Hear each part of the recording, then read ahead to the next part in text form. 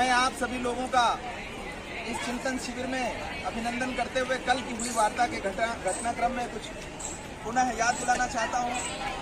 कल देश की शिक्षा व्यवस्था, चिकित्सा व्यवस्था, छुट्टा आवारा पशुओं के बारे में, बिजली की बढ़ती दरों के बारे में, स्मार्ट मीटर के बारे में, स्वामीनाथन की फिल्म सिटी बन रहा है, कभी आइएगा।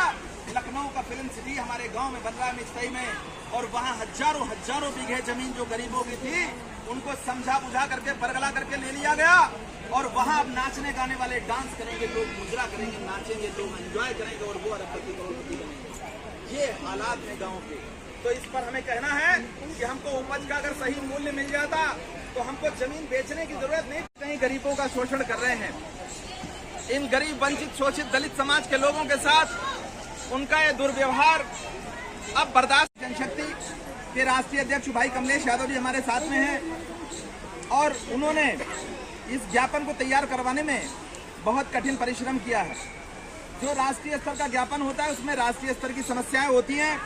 इसमें जो सबसे बड़ी बात हमने लिखी है वो है किसानों की उपज का न्यूनतम समर्थन मूल्य, मिनिमम सपोर्ट प्राइस की बात की गई है, जो अभी तक लागू नहीं हो पाया। आप छोटे से छोटी चीज खरीदते हो, कलम, पेन, पेंसिल से लेकर के बच्चा जब जन्म लेता है उसके लिए निप्पल खरीदते हो, कंपनी तय करती है कि उसका मूल्य क्या होगा, उसका रेट आप नहीं तय करते। यहाँ जितने जनशक्ति का जो दूसरा दिन राष्ट्रीय चिंतन शिविर का है, हमारे दूर दराज गांवों से, पूरे उत्तर प्रदेश से, अन्य प्रदेशों से भी लोग आए हुए हैं, और उनकी जो जनहित की समस्याएं हैं, बिजली का मुद्दा एक पूरे देश के अंदर आज चल रहा है। बिजली का निजीकरण के खिलाफ जितने भी बिजली विभाग में कार्य कर रहे लोग हैं, संविदा कर्मचारी हो, किसान के बेटे, सबसे बड़ा मुद्दा है। हमारी देश की सरकार और देश में जब बैठे उत्तर प्रदेश के और हमारे केंद्र के जो प्रधानमंत्री जी हैं, ये बार बार झूठे वादे करते हैं। इन्होंने कई बार कहा, सोशल मीडिया, पत्रकार मीडिया, प्रिंट मीडिया के माध्यम से कहा गया कि किसानों की सिंचाई की बिजली फ्री है। मिला उन प्राइवेट स्कूलों में लोगों का ये विश्वास बना कि वहाँ शिक्षा अच्छी मिल रही है और वहाँ पे बच्चों को पढ़ाएंगे, वो शायद कुछ बन जाए, उनके हाथ में रोजगार आ जाएगा, इसलिए प्राइवेट में।